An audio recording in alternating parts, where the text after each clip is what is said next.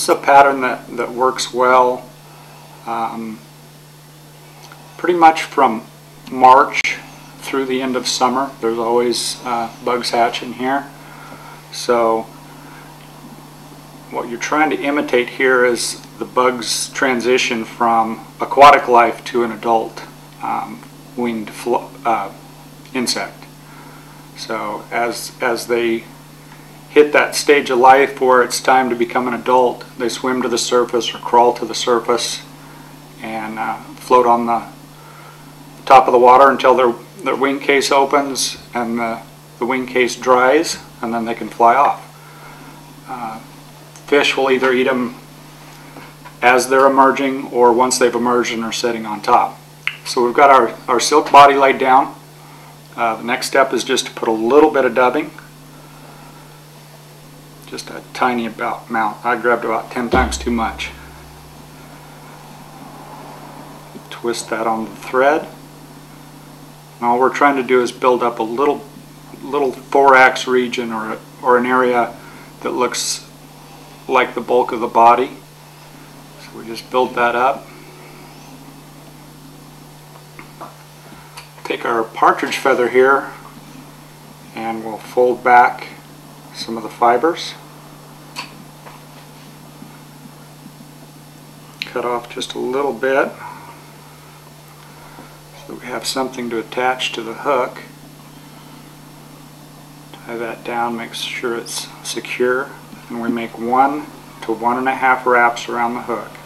We're just trying to imitate some legs here. Thread through there.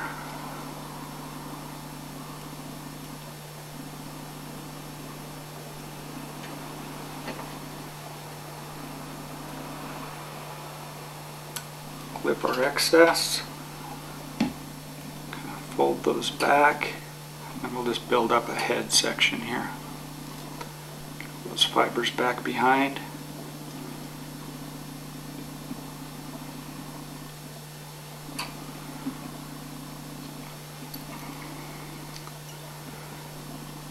To fish this fly, you'll want to cast slightly upstream and let it sink and drift by you, and then let it dangle. And by dangle I mean just let it stay downstream from you on a tight line, and just kind of let it flutter up and down in the water column, and it'll, as it lifts, is usually when fish will strike it because they see it as going to the surface to start its emergence from insect to adult form. That's the Partridge Soft Hackle. Hi, I'm Dave Carpenter with Riverwood Flies and Oregon Outdoor Excursions.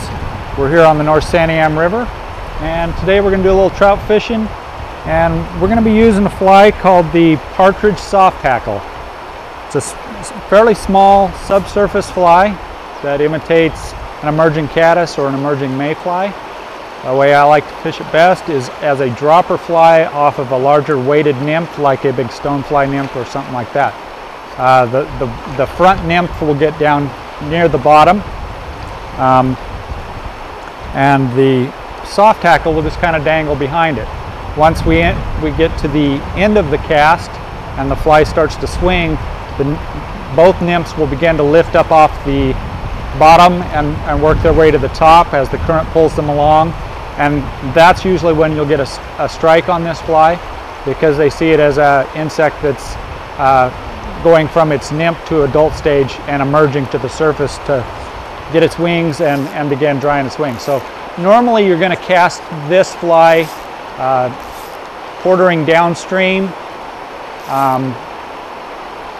and you'll usually be fishing it at the base of some riffles. We're in some pretty heavy water here, so I'll be casting a little more upstream than I normally would, just to give that nymph time to take everything down to the bottom. We're using a 9-foot 5-weight Orvis Helios rod, which is about the right size for handling this fly and the fish that are in this river. There's a big variety of trout here. We have native rainbow trout, and native cutthroat trout. They kind of live in different types of water. The rainbows you'll find in the faster water, cutthroats you'll find in the back eddies and things like that. A species that's often mistaken for a small trout would be steelhead smolts, juvenile steelhead that are released in this river after they've been raised in the hatchery. Usually you can identify them pretty easy because they have their adipose fin is clipped, so that you know they're a hatchery fish. We'll give this fly a workout in a little bit different type of water and see what we can come up with here.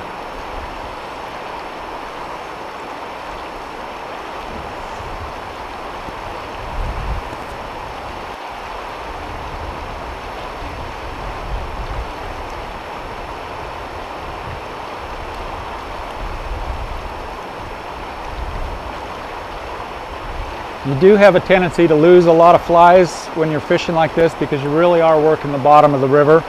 The bottom of the river contains sticks and rocks and all sorts of wonderful things to snag on, but if you're not losing a few of these flies once in a while, it means you're fishing in the wrong spot. So pretty common to lose them. Just comes with the territory. You can always call Riverwood Flies and order up another dozen.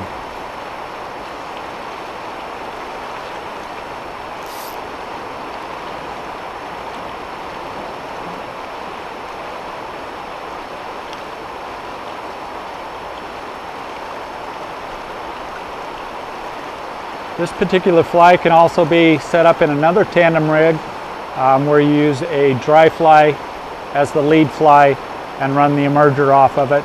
That can be quite effective as well.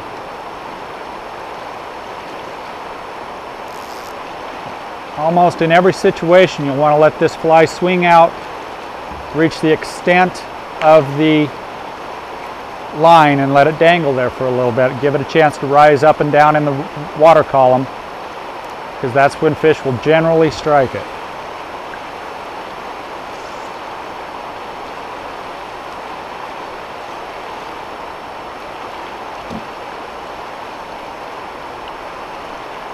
It's a good all-around fly. You can fish it any time of year. Here on the North Santiam, there's a variety of caddis and a variety of mayflies that hatch throughout the year. So, it's one I always carry in my fly box and I'm not afraid to use in any situation.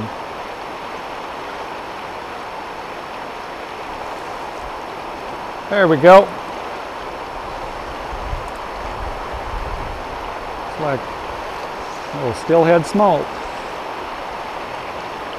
Yep.